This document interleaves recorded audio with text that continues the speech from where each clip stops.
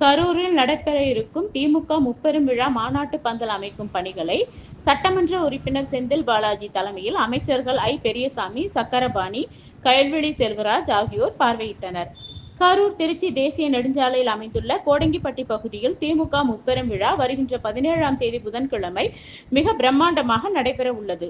இந்த விழாவுக்கான மேடை, பந்தல், ஆர்ச் அமைக்கும் பணிகள் உட்பட முன்னேற்பாட்டு பணிகள் விறுவிறுப்பாக நடைபெற்று வருகின்றது.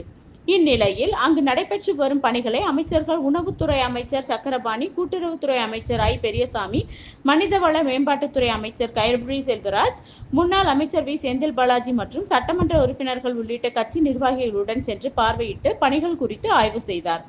பின்னர் கூட்டுறவுத்துறை அமைச்சர் ஐ. பெரியசாமி செய்தியாளர்களிடம் பேசுகையில், திமுகவின் முப்பெரும் விழா இந்த முறை கொங்கு மண்டல பொறுப்பாளர் செந்தில் பாலாஜி தலைமையில் கரூரில் சிறப்பாக, வரலாற்றில் இல்லாத அளவில் முதல்வர் கூறியபடி 2026 தேர்தல் வெற்றி பாதைக்கு அடித்தளமாக இந்த மாநாடு அமையும் என்பதில் எள்ளளவும் சந்தேகமில்லை. எந்த ஒரு பணியை கொடுத்தாலும் மிக பிரம்மாண்டமாக செய்யக்கூடியவர் செந்தில் பாலாஜி. திமுக வெற்றிக்கு முப்பெரும் விழா ஒரு சான்றாக அமையும்.